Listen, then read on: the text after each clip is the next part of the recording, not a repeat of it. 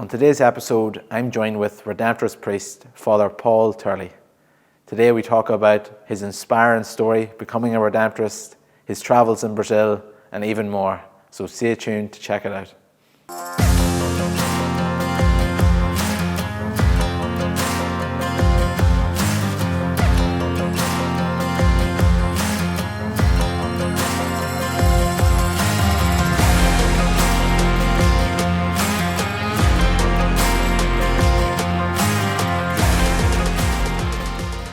Hello everyone, and welcome back to another episode of the Rejuvenate Podcast. Today I am joined with Fr Paul Turley, who is a Redemptorist priest here in Clonard. It's great to have you. Thank you very much. So I suppose we'll get straight into it here this morning. Why not? I've had my breakfast, so I'm ready for it. You've had your breakfast, that's good. You've had your Weetabix. Yeah, my Weetabix, very much so. So I suppose one of the things that we're doing podcast is really trying to find who opened the door for people. We're trying to be an open door as Redemptorist Youth Ministry. So one of the things that I suppose I'm really curious asking you, and I remember when I asked you before, you were saying you were going to have to stretch your memory the whole way back, but I really would love to hear who opened the door of faith for you. Who was maybe a person in your life that sort of founded the faith in you, or was someone when you were growing up that you looked towards for that maybe bit of guidance around faith? Well, Colin, now that you mention it, a phrase has come to me just very moment. Faith is catching. You catch the faith. And my memory, going right back now as a child, I remember I have a vague memory of Daddy holding me as I probably was teething or something. And at the same time, we were saying the night prayers. And I remember the prayer was always part of our family that came from his mother, my grandmother, O Mary, my mother and my hope, I take refuge under thy mantle. There may I live and die. Deliver me from sin and grant me thy holy blessing. That would be a prayer right through our lives as children of that family. And I remember Dad sort of teaching me that, and I eventually learned it, obviously. And then that sense then of Dad and Mum, but Dad especially, that question of faith. He went to Mass every morning. He was prayerful at night time with us. Eventually we were down on our knees, and then eventually the sign of the cross, and all those. And then missionary magazines came into the house. And the best place to read a missionary magazine your own is in the toilet. And he used to leave it for me to read it, you see. And even the Far East and all these magazines that came in. And of course I'd be reading all these stories. And that came up. The fact then that I was an altar server. And at that time now, you see, he had to be in the bank at a certain time. I had to be in the school at a certain time. So it was very important that we timed the Mass, or the Mass was timed. That he would get to Mass, I would get back from altar server, get to eat the porridge, because he couldn't eat porridge before the Mass, and then off to school. Now that sense. So also then, growing up then, going to my grandmother for the holidays, very much the rosary there was part of her family, and then the famous trap coming out. They lived 4 miles from the city of Newry, and the trap came out, and Granny Turley got into the trap and was driven to Newry Cathedral for Sunday Mass. That's always stuck with me.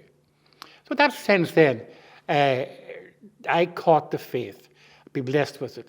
And then that, after the war, and, the Way of the Cross, the May devotions, a mission now and again, all the holy pictures and rosaries for sale, and I bought them all in one sense of the word with my pocket money.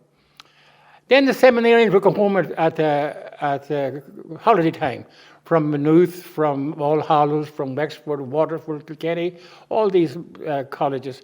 And they're always there in their black suits. And they're always very pious. And they showed me how you'd always light the candles from the outside to the inside. And then put them out from the inside to the outside. I remember a seminarian telling me that. And I remember one man home from the Muslim mission to China. And I heard he was going to leave in 30 days' time, going back to China. And I prayed for him and with him every day as we served his Mass. And then he was off to China. Afterwards, I heard he landed in the States. I wrote to him once in the States. So these influences were there the whole time as I was growing up. And that was my sense. I certainly caught the faith, and as I grew up to be a teenager, I suppose St Columbanus College was a border. Things were drilled, certain times, certain things. And so the likes of myself didn't move very much out of line. I was a pretty goody, dependent, unobstructive, and, a sure bet not to cause trouble. Put it that way, yeah. And that's, and I really think you're capturing it there, that really in every part of your life there was something there, some connection there that probably was the foundation of your faith in many ways. And I always look back when I'm hearing that story about you and remembering your father holding you and praying with you. That's probably my earliest memory too. Yes, fair enough, yeah. With my father doing that there, and it's moments you only look back on and really realise that that's... It's the image, it's the image that comes back and echoes with one, yeah. and I love that that idea of you're catching it, you know. Yeah, yes, that yeah. That it's viral, like it's something that just clings to you, but you don't even realise that it's clinging to you. But also these stories that one would read of the adventures of the foreign missionaries, the boys in China and in Africa. And we also got the Metal magazine of the Holy Rosary Missionary Sisters. And their magazine came in too, and they were duly read. Because all these places had an appeal for funds, usually a few tickets. And Dad was a good touch for tickets. God bless him, he was. And then, you see, Dad had 4 aunts Dad had 4 sisters who were nuns. So now and again, we would go up to see the nuns. And of course, we'd be cleaned and washed and our best clothes. and the sisters were all butterfly all over us, But we had, they were lovingly attentive. Most of them were teachers in their own way, over in England, over in Wales. But they came over to Ireland every 3 or 4 years for a break. They never came to the homes. They stayed in their convents, we had to visit them in their convents. But there was always that. And then I remember there was one parlour in one of the convents, and they had these 2 contrasting pictures, the death of the sinner and the death of the saint. And both of them were most picturesque, and the death of the sinner I will never forget. Absolute, the devil's all around the place. Absolutely distressed. Whereas the angels and the saints were all around the good person who was dying. But they all stuck with me. And I suppose in my sense of imagery, that I would carry that. And for a good while I wouldn't say I was negative, but I was very, very marked by the possibilities of evil. The possibilities of what we call today the structures of sin, that sort of thing, Yeah. But I've carried all that with me. And then at some stage in my life, I got very interested in heroes. And heroes? Heroes and martyrs. Now, the heroes wasn't how Roy of the Rovers, who was a great hero of football. But in the more recent years, we have the 7 martyrs of Algeria. The men, who they're in that film of gods and men. And they were captured. There were 7 French men in Algeria, and they knew they could be captured and threatened, but they decided to stay on. So they were raided one night and disappeared. I think it was the 26th of March, 96. And for 5 weeks, no one knew anything about them. And even in Notre Dame, there were candles lighting for these Frenchmen at the hands of rebels, terrorists. And then 7 heads were found, and the bodies were never found. They have been beatified since. Oh. And the leader of them was a Pierre Charget. And he left a little diary, if you use the word diary, or left testament. I remember what he wrote at the very, very end. More or less it was this. He knew that if he was captured, what was going to happen. He says, "As my last look into the eyes of the one who is about to cut my throat and bring me into heaven, I trust he will be with me eventually." I thought it was a mighty act of pardon, a mighty act of anticipation of death, a mighty act of commitment. And that was the whole of his companions too. They stayed on where the options were they could get out. I think that's marvelous. Outside there, another heroine of mine is a little lady during the war in Germany, Munich. Her name was Sophie Scholes, and her brother. They were university students in 1940, 41, 42, 43. And they were the only ones of a small group in the Faculty of Medicine who had a sense what was happening in Germany with the Nazis. And they got together and they formed a little group, but they called themselves the White Dove, I think it was. And they started producing letters for the public. And they worked very hard at night time, clandestine way, and then they worked different ways of sending these letters out through the post, and different ways they had to buy different stamps in different places, and they were eventually caught. They were caught, I think, in the University of Munich when they were distributing these leaflets, and they were caught, they were tried, and if not the same evening, the following evening, both of them were guillotined. Guillotined. Oh. And Sophie was 21 years of age. Her brother Hans was 23 years of age. And another man was with them, and then a few others afterwards. They were guillotined brutally, and the family was charged the price of what had to be done to the blade to repair it for other executions. Brutal, brutal, brutal. But they were able to say, evil is reigning in Germany, and nothing would put them off being committed to that message. I think they're great martyrs and great witnesses to Jesus Christ. And I think just when you're studying that and you're talking about heroes, like those are powerful stories that you're telling there. And really, I think like we live in probably in this modern world when people say heroes, they think of superheroes because all the films and all the movies that are out are all about superheroes and about these real fantastical people that are going out with these superpowers. But really, the real superpowers are those people that have that resilience and that heart. That heart, you're saying heart, and that makes them, truly living as you say, as people of Christ, like. Oh, like Christ, die for the truth. Yeah, die for the truth. Mighty witnesses, yeah. And so, just when you're, I suppose when I be thinking about heroes as well, I'd be thinking the idea of people thinking about success. I think success is another probably staple of society. And just when you're talking about that, I'd be curious to say, what would you say is your measure of success? How do you measure success? Well, it took me a long time to have any sort of success. I failed so many exams, and the humiliation of it, from not fully appreciating sometimes how my poor mother would have felt at my failure at exams, and my dear dad also.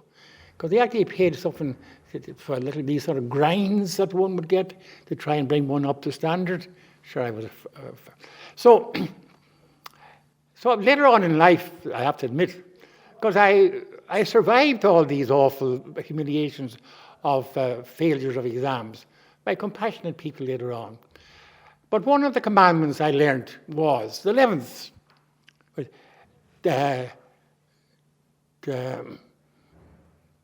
Thou shalt not fear to fail. Failure is not a sin. Failure is part of life. Failure is about growing up.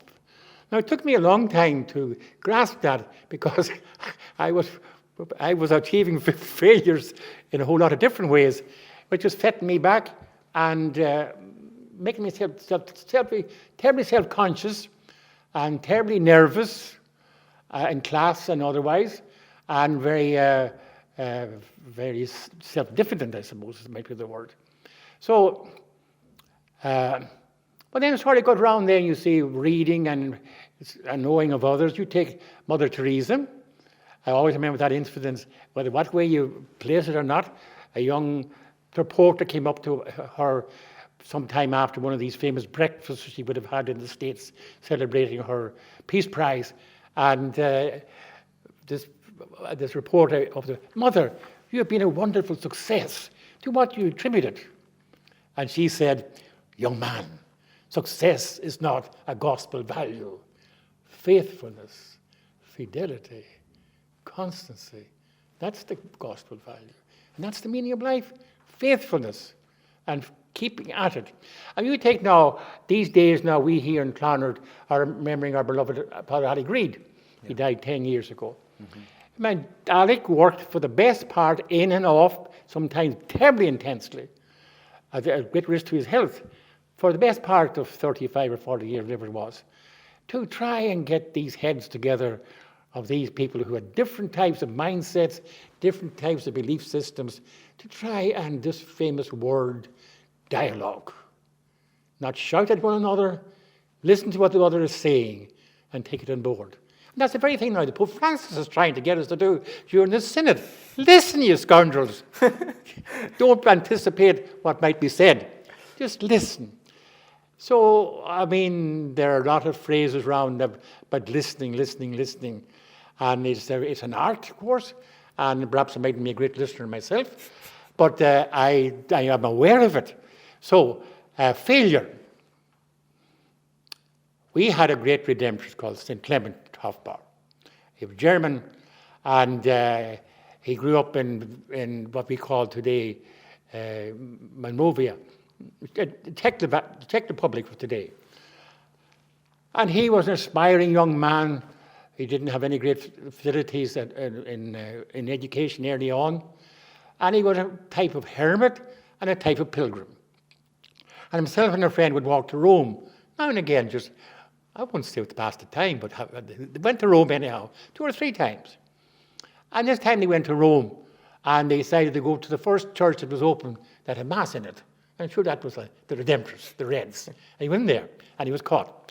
But he came back anyhow, and he came to be the leader of the Redemptorists at the other side of the Alps, the other side of the north of Italy. And he was in Warsaw. And he had an awful time in Warsaw. But at the same time, he kept preaching and helping people. And but he gave an awful lot of energy into the mission in Warsaw. But then, sure, Napoleon or the likes that came along and told him to get out. And he went back then to Vienna with about 15 or 20 priests and children and students with him. Then he looked for all places then for them to stay around Austria, into Switzerland, and found it very hard to get any place. You might get a place for 15 or 18 months, then had to move on again. So what did St. Clement achieve in life? Nothing, except becoming a saint. He seemed becoming a saint. And there's a nice little book in Brazil about his life, and it's called From Failure to Failure. That's what it was. And his one success was, which was God's success, made him a saint, a man of his own nature and compassion and love. Faithfulness. Keep at it, boy. Just coming back to your journey then, because you're talking about St. Clement. St. Clement, I know he's also looked at as that second founder of the Redemptorists because he was that sort of person expanding. And I never realised that's the way people looked at his life, as a failure to failure, because you think about where would we be if not without St. Clement, which for me shows that idea that it is about faithfulness over this idea of having to get everything right in success, And I suppose then I'm really curious to how you entered the Redemptorists, how you got your calling maybe to the priesthood, or how that journey even came about. Well, I suppose calling is like this now. I was at a diocesan college there in Derry, and if you were keen on being the priesthood for the diocese, you had to pass a number of exams, especially Greek. So I anticipated I'd be a failure in Greek. So I decided then the call wasn't for the diocesan priesthood. And more power to them, may God bless their work. So I was doing Lochderg. And Lochderg wasn't very far from Strabane, where I grew up. I could go over to Lochderg on a bicycle. And even though it was going fast and all that, I would ride over in Lochderg And I could park the bicycle. I'm pretty sure it wouldn't be stolen. And then pay and get onto the boat and on to the Loch Island. So I was there for the first 3 days, about way back in 1952, I think it was. And fair enough, I was aware, what was I going to do? I mean, to be a barrister, I was not capable of. To be a doctor, Lord saves, I'm afraid of blood. What could I do? I was all right at some, at least some of them anyhow. But Dad was a bit of a, he was in the bank, he didn't like it. And I thought perhaps of an accountancy. But there's some big sums to be done in accountancy, and I decided I wouldn't be good at that either.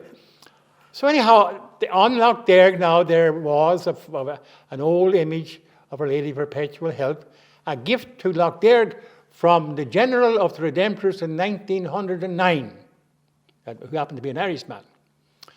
And I can't say I looked into the face of the Virgin. I can't say the Virgin looked into me. But I left Loch Derg some sense now. This is something about giving myself. Of course, every young fellow who did the exams that time was doing Loch Derg to pass. So anyhow, then you see my last year in boarding school in Derry, and we had a retreat in September, and it happened to be 2 Redemptorists. And so I went to confession, you see, on this Sunday afternoon before the retreat would close, and I counted my sins and the crimes of my life. And at the end of it, he said, "Did you ever think of becoming a priest?" I said, "No way." And then I was walking around the grounds of the college, my hands in my pockets, and thinking of what he said. I said, that mightn't be a bad idea at all. And looking back on it, you have that moment in the Gospels when 2 of the disciples of John the Baptist met this man, this rabbi coming down from Nazareth, and they said to him, where do you live? He said, "Come and see." 4 o'clock in the afternoon, the scriptures say. 4 o'clock in the afternoon, which is the same time that I got that little spark of interest. I might follow this lineup. So anyhow, I never let a word out to anyone. Sometimes the college president came around asking, have we applied for our scholarships? I said, scholarship, get on. And then it had to come in the month of May. I mean, the exams were in June. I had to open it. So I knew that the Redemptorists were in Derry for what we famous called the May retreats, the May parish retreats. And I went up to the college president and knocked at his door. And there were 2 doors into the college president. An outdoor, then the inner door. So I I knocked the inner one. I said, "Come in." So I went in, you see, and closed the door behind me and stood there with my hands hanging beside my side. I said, "Please, Reverend Father, I was thinking of becoming a Redemptorist." Well, he said, "First of all, what do you want, Turley?" I said, "Please, Reverend Father, I think I'm going to..." "Oh, Paul, come over here and sit beside me." So that was the way. So fair enough to him, he set up a meeting for me with one of the Redemptorists in Derry. I went down one afternoon on a Saturday, and of course he had spoken ahead to the priest, saying that it was a possible chance, probably a possible bet. So I went down there and I met this father, and he welcomed me and said, "You are already accepted." Any more questions? Of course, he had made all his questions to the president of the college. Anyhow, so that's how it is. So I got word to my aunts, who were nuns, got word to my parents, and the day after my parents got the letter, they were up to see me in the college. Oh. Up to see the president. What entered this fellow's head? Fair enough to him. He said that, yes, the Redemptorists are a very severe order, but they've done great good for the church. And anybody who survives this college for 5 years will certainly survive the Redemptorists. So that opened the door. And you've survived all right. Survived right down through the years. And I've arrived even to meet you, Colin, this morning. Blessed with reasonable health and still going. And I suppose then, your journey into the Redemptorists then, because I think one of the big things that when you were talking about the missions and talking about your people going to China, people going to the States, was there a wee bit of that thinking as well when you were becoming a priest? That there was, yes, opportunity there was. mission? I mean, even though we weren't exclusively a foreign missionary group, Yeah. but I knew they went on foreign missions, you see. And so in the year I was ordained was the year we founded a new mission in Brazil. We already had missions in India, we already had missions in the Philippines, new mission in Brazil.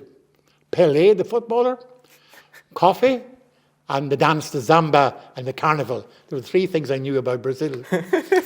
So when the superior came in one morning there at a certain stage and he said, any objections to a ticket to Brazil? I said, no, keep it under your hat till midday. So there was now. I had a sense that I would be sent to one of these places. I knew I wouldn't be sent to Rome, and I knew I wouldn't be sent to other places for certain reasons. Therefore, there I was on a boat to Brazil, and it was a cargo passenger boat, and we called into the West Indies. We called into... Just called into the West Indies? Well, we called in and say hello. But it was a cargo ship, therefore they had to unload, excuse me. We arrived then in Belém, at the mouth of the Amazon. Then we got into an airplane for the first time. It wasn't a very big airplane at all, and it was a bit of a rattler. But it got off the ground all right, and it landed. We arrived then at a place called Pedro Afonso. Pedro Afonso used to be a reservation for the local Indians, God bless them. And it's between two rivers, the Sono and the Tocantins. And the Tocantins was a much bigger river even than the Shannon. And it was a tributary going into the Amazon 1,000 kilometres up the road or down the road. So we began there in Pedro Afonso. How did we visit people in Pedro Afonso? On a riverboat, little motorboat going up and down the river, all into the little places along the side where you had small villages, and then on the back of a mule into the interior, the boondocks, as they call them. We call it a sertão. And they're nearly all what you call today cowboys, vaqueros, in charge of cattle. And they lived quite a big distance from one another in the context of Ireland. But what we did was, you see, it was worked out that you go out for about 25 days on the back of a mule, and with you, you brought a hammock. The hammock was spread over the saddle as a type of a cover, and then you had a few little satchels. You had what you needed for the mass, wine and hosts, and a change of clothes, and a few little medications for the necessities of life, complications of the tummy. So you could go from one place to another, about 4 leagues. 4 leagues a league would be about 5 to 6 kilometres. And therefore you might do 20 to 24 kilometres every evening. Then you arrive in the spot, and the people were all out to see you. The first time the priest came in a year. Now, my language was very limited, but we could sort of get away with a smile, you know. And then the priest was fed with plenty of chicken and rice. And then we started the prayers, and we tried to preach a sermon. Then you would hear confessions. Then the next day you had marriages, you had baptisms, and at that time we actually did confirmations, if you don't mind. Oh. And we had to get someone to write down the names of all these people, and we learned a very quick way. You sort of sit down, and if it was myself, you would ask the family concerned name of the child. Write down, put the name of the child, Alice Maria, and then when was the child born, and they would try and give you the dates, and you try and note them down correctly, and then you would say the name of the father, and they would give the father and the mother's name, a name of the godfather and the godmother. So you'd be writing off these things off as fast as possible, but as legibly as possible, because they had to be kept in the parish register. But sometimes you'd come along, you see, and you say to the name of the child, they'll give you. And then they wouldn't remember too well the date of the date. When was the child born? And the father would ask the mother, and she said, well, it was a Monday morning, can you not remember? And we worked that out then. And then another one then would be the name of the Father, and of the Son, and of the Holy Spirit. Amen. Oh no, the name of the Father of the child. Oh yes. So one would get away with do those things, amusing at the time. But we had to get those names. The same then for those who were being confirmed. And then, of course, the names for the marriages. He could have 10 marriages lining up all around under a tree. Under a tree? Yes. It's all very romantic, but very down to earth. That was it. Yeah. I mean, we were in the more or less the farmyard of the man who owned this area and the cattle. And then you had his co-workers, every word you want to use for it. They all came along with their wives and children. The children to be baptized, very often for the marriages to be done or to be rectified, be sacramentalized. But then you go on there and you see by the time of lunch, one would be pretty well tired and get a lunch, and then the person to whom you were going that evening would have arrived to bring you to be your guide to the next place. And we ride off together, you see. It'd be very romantic at times, you know. You would see monkeys in the trees going up and down. And then you'd see now and again, far more to go. Oh, another hour or something like that, you know. But then now and again, if he was a good guide and a good companion, he would already have arranged perhaps a place where it might have a few oranges to stop, and they all had a cutlass type thing. Just slice the orange, and we'd take off 5 or 6 oranges to quench the thirst. And then off again, you know. Well, for a fellow who only time would have ridden an animal would have been on the donkeys at the Warren Point Strand. Donkeys at the Warren Point Strand. So to ride some of these animals was a bit sore now and again, you know. Yeah. But we learned. So you would arrive then, and after 30 days or 25 days anyhow, you're glad to get home. There might be a letter waiting for you, which is always a nice thing, because there was no radio really functioning at that time, and no other contact. But this was a great event in the lives of these people, the priest coming once a year, offering them confession and the Eucharist, Holy Communion. Mm-hmm.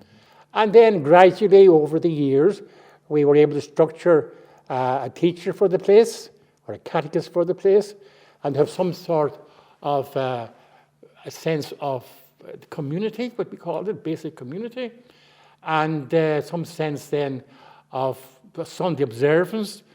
We used to have a type of a religious ceremony without the priest, but I mean, we would have a few readings from the scriptures, a few commentaries might already have been prepared and sent out to the catechists, and that sense then was to try and build up a sense of who they were and what they were about.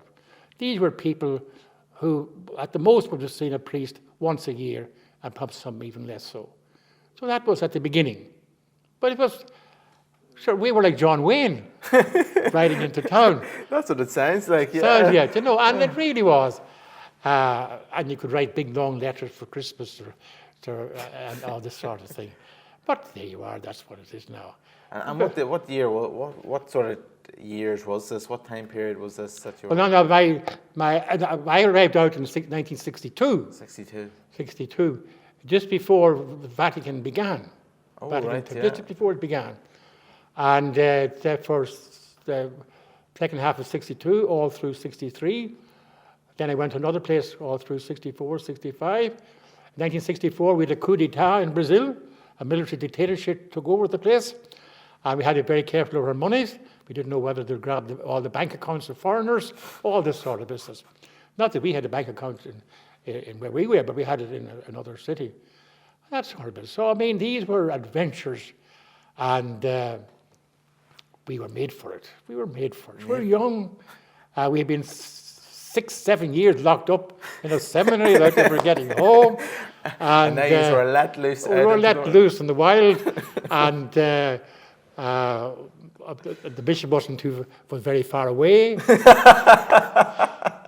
And but I don't mean that we abused anything, but I mean we're just saying that The parish had been entrusted to the Redemptorists. Yeah. We, the Redemptorists, responsible for it. And I'd say all of us were quite young, made mistakes easily, but kept going. And that's the way life began and continued on. I moved from there into a city and the periphery of a city, and we kept going on that. So we all learned about, there was one way. Eventually we came to learn an approach to parish work. We had this famous Cardinal Cardine in Belgium, who had a structure, see, judge, and act. Yeah. And yes. we would bring that to the people and their little Bible groups, see what's happening in their community. Excuse me again. Judging what was happening and doing something about it. And, Pope Francis himself would be to say, we have been failing to touch the richness of the insights of the poor. And I would have had some satisfaction in that. I remember one confrere years after I had left the place, and he expressed a certain amount of admiration for the community. And he asked him, who built this up to you? Why, Padre Paolo, Father Paul. Oh, he told me that. But that was it, So we sowed the seeds, and in different ways, seeds flourished. Yeah. If not in great achievements, certainly in memory to continue on for another generation. Yeah. That's it. And so, as well, another part of Redemptorist life as a priest or as part of the Redemptorist order is living in community. And so how was that? How was the experience living in community? Because obviously that's a massive part of the journey and still is as you're living in community now. From the word go, I suppose. Even as a boarder in a college, you have to learn to stand up for yourself in one way. And the other thing is that there are others with you. Whether it's the noise in the dormitory or whatever it is, there's that. And then when we moved into our first stage of formation, we were 20 starting off. We're all around the same age, just turned 18, just turned 19. And we had this sense that we were a community. And there was this fellow beside me, and he was an awful pain in the neck. He would rattle his plates, or he'd rattle the knife and fork on the plate, all this sort of business. And I was told this is part of it. You sort of swallow your disgust gently and know that God loves him. That's very easy to say in theory. But those aspects of, we were 20 and we were very close together. We had moments of very intense silence, and then we had moments when we would play football together, and we had to be very respectful of one another. Then we did work teams together, and by that time we were actually building a Calvary to embellish the grounds of where we were living, and that was hard work because we didn't have big machinery, but you had 20 men with strong arms, and most of them had good health, and we were put to work. But there wasn't a question of having to get it done.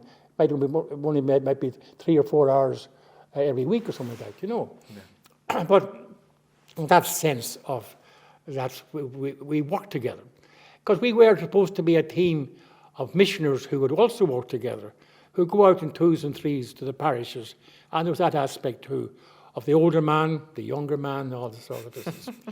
So then we were moved into the seminary as such, and we were up to about 75 to 90 students. And we were all in the work teams for maintenance of the grounds and of the house. Then we were in groups of working in sorting stamps was one of them, working with leather was another. And then there was also the question of plays and concerts. Anything at all that would bring people together and share. So those who had any musical abilities at all were brought in. Now, I couldn't even saw a violin, but There were others who were able to do, when we had up an orchestra for a while, for about 30 persons. About 30 persons who were learning how to harmonize with their respective instruments to be a group, to be in harmony. And that was an ideal. I'm not saying it was brilliant, but it was an ideal. Same too with plays. You had an Irish play, you had a play in the English language, and as one's turn came round, or one's possibility came round, you might get a job, you might get a part if the person directing the play thought you were worth something, or you might even be asked to keep the props from falling, be another contribution towards the thing. It was all that a part of sharing. And then you see then also, we were expected then, when we didn't go home for holidays. We went down to a lovely little place in Galway by the sea, and we had a ramshackle of a house there. But we put it together, keep us going. And for 5 weeks, we lived in that, and we served the table in our group, or we helped in the cooking in our group, or we went on cycling excursions in our group, or we went on a walking excursion to the 12 pins of Connemara in our group. And all this was part of sharing, and that this is the way we lived. Now, different stages. Some men discovered, I'm not called for this. I'm not called for this. And that we worked out in a friendly, discernful, spiritual way. And some of those men would have left us and went on for the diocesan priesthood, mostly in the States, because most of the dioceses at that time in Ireland had enough priests. But they were off to the States, very often to Texas or some other parts of the States. And they would have done very well there, but they found the need for greater space for themselves. Some might have been sort of a nervous disposition, or some of them might have been very, very anxious about life. Anyhow, that they found their space there, and some of them did very brilliantly in their dioceses. So that's that community. So we're coming back now into life here now in Ireland. You see, out in Brazil, we were all the same age practically, almost the same age. Yeah. And it's only eventually, after about 30 or 40 years, you'd somebody might be called might call him a senior citizen, or a senator. But back here in Ireland, then we see we had all the different ages, and now at this stage now we've all become old at the same time, and we've no young people at all to bounce off. Anyhow, that's the way it is. But anyhow, we are very much focused on that. We are called upon to live with others, because that's our witness to the gospel, sharing for mission. Yeah. And that's the sense of the disciples of Jesus. They were like a college of brothers, put it that way. Same too with the sisters, the sisterhoods. Community is their hallmark. But there's also space for the hermit or those who want to live and pray alone. Yeah, so it's very important. I personally believe in it, because I don't want to pronounce on anyone, but I think, you see, if you have to share cars, you just can't grab any car you want. You put your name down first, and you put the key back. Those things, it can be a headache for some, put the key back.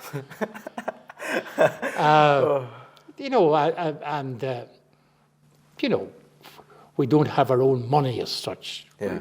You give an account of what your expenses. And that sense of the well-being of every single individual, especially when one is sick.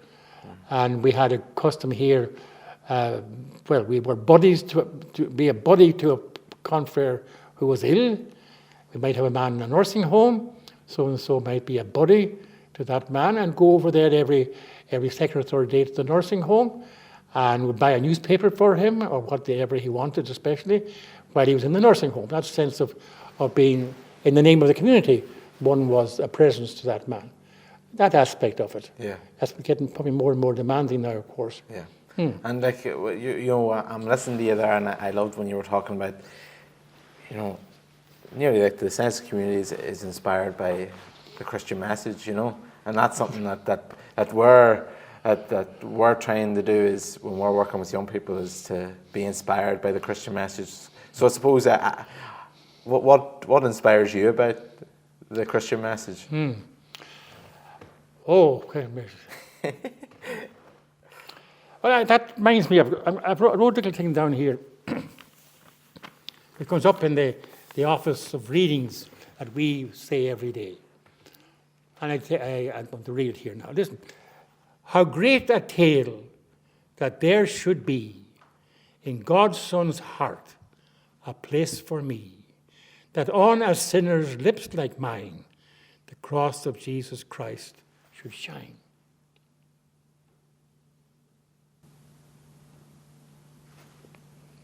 How great a tale, how great a story, how great a narrative, how great a moment in history, that there should be in God's Son's heart a place for me. So, I suppose as a young person, and always looking for images, trying to imagine something, I had great difficulty in imagining God.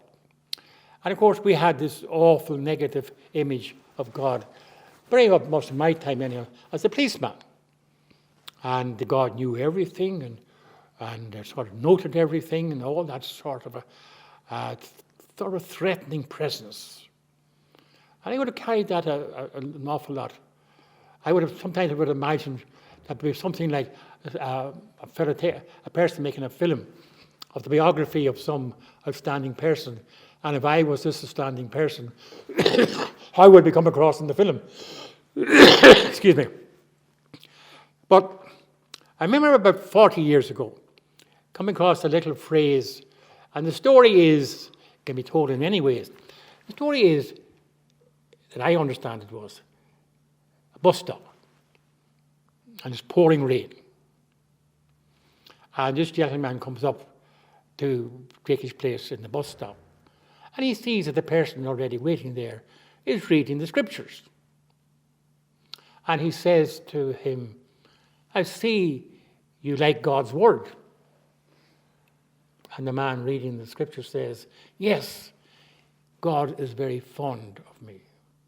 God is very fond of me. That's the first time that I captured into my heart some sense. The word we use today is of tenderness. Some word might use the word humanity. Some might sense the word of closeness. God is fond of me. And then all those other phrases when I picked up, from the beginning of time I have known you. Paul, I've called you by name. Paul, I am fond of you.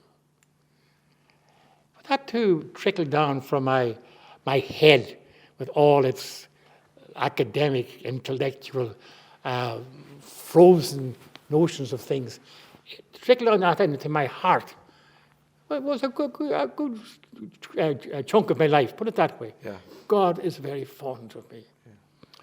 And just when you're saying that, it makes me think my dad, every time I leave the house, he says, remember, God is with you. And that's remember, it's nearly like God is with you and he's fond of you. He's fond of you, yeah. I think that has always very much stayed with me. Well, then, I suppose, one gathers. I've been very fortunate with retreats, with seminars, and over the past 10 years now, I've been privileged to have done a full 8-day directed retreat. That's a mighty privilege and a mighty grace. And I've been brought into, to walk with Jesus. To walk with Jesus anywhere in the Holy Land. But you take the case now of the post-resurrection scene of Jesus after they failed looking for fish on the lake, and Jesus meeting Peter. So it's after the Passion and Resurrection. Jesus says to Peter, Peter, do you love me? And I have placed myself, I honestly do say that, I've placed myself a number of times now. In place of Peter, I've placed Paul Turley. And Jesus saying to me, Paul, do you love me? Now, how I word the answer would change, of course, with different times or different moods or different things that are happening. St. Alphonsus has the lovely prayer, "Oh my God, I love you. I love you above all things. I pledge with my whole heart, ever having sinned against you. Grant that I may love you always and do with me what you will.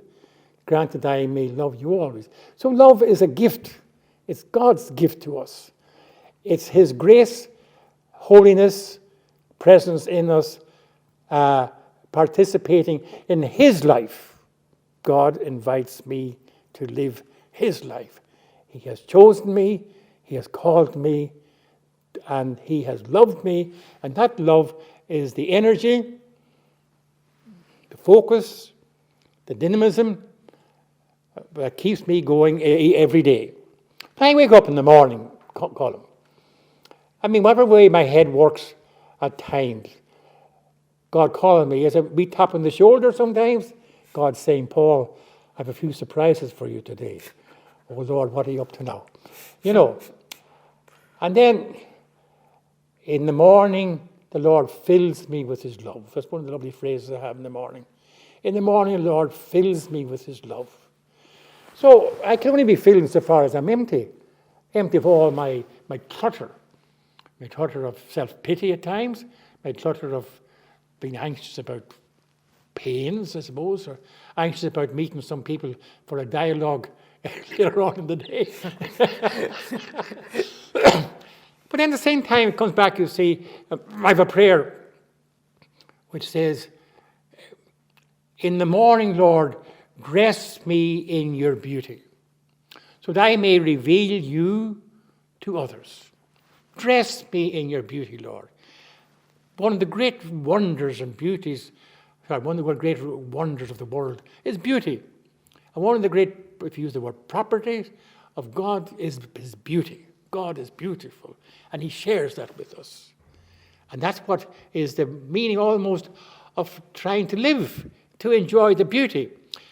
I have an imagination that when I go to St. Peter's Gate in the heavenly moment of entrance into eternal life, God will ask me, "Paul, how did you enjoy my creation?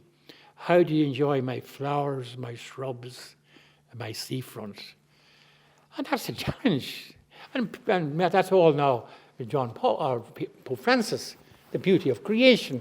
That actually this is God's creation, beauty. Not only am I a work of art, which I was reminded of one time, I am a work of art, but everything is God's work of art. And that's why we're called to preserve it and enjoy it.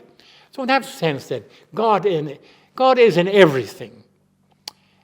Might be a risky phrase in one sense, but God is in everything, and obviously He can't be where there's evil, He just cannot be. So He is in everything. God is life, the fullness of life. So in that sense then, God, the awareness of the presence of God. I was inspired by a wonderful little lady, a saint now at present, St. Elizabeth of the Trinity. She's a little Carmelite person there, died in 1906, at the age of 26. Elizabeth had a wonderful sense of the presence of God in her, what we call the indwelling. And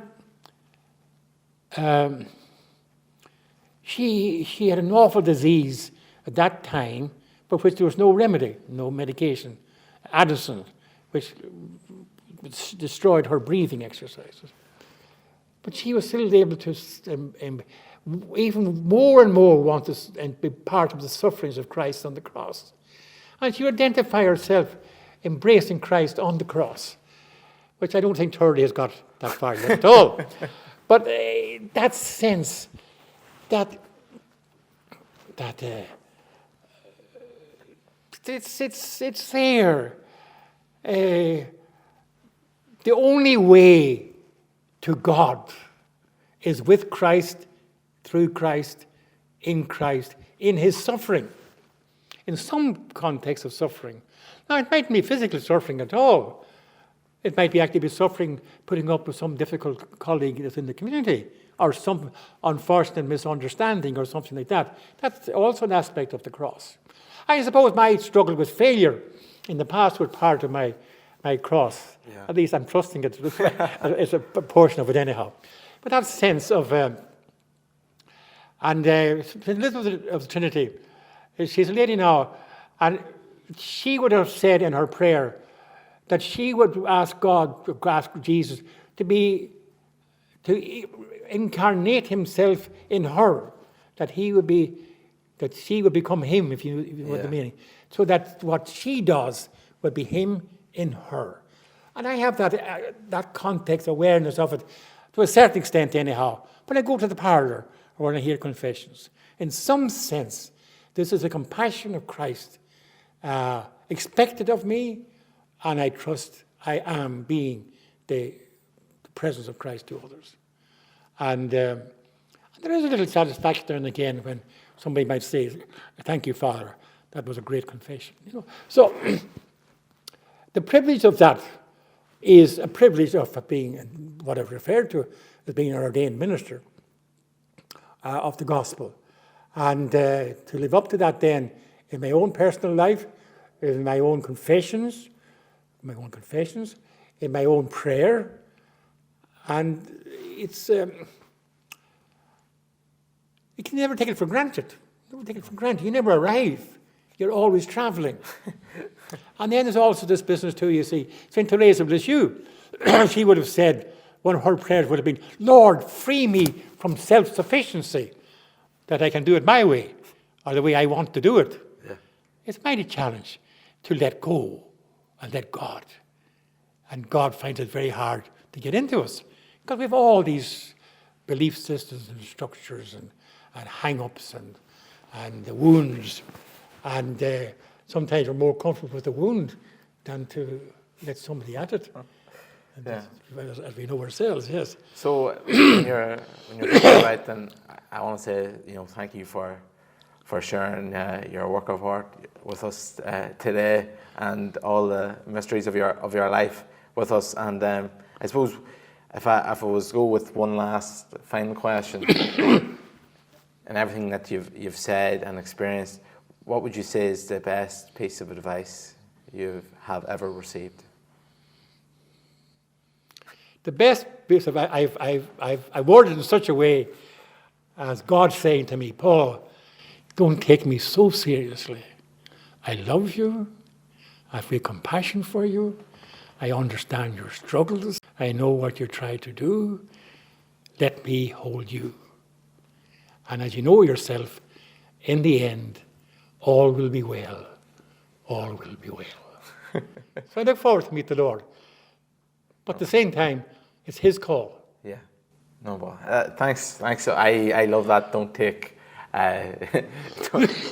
me so seriously, because I think that paints a compassionate God that we're looking forward to. And I suppose as well, I just want to say thank you so much for joining us here and for having this conversation with me and sharing all this. And let us go forward, not worrying about failure, but maybe looking for a bit of faithfulness in our lives. So, thank you, Colin. Well, thank you. I would worry.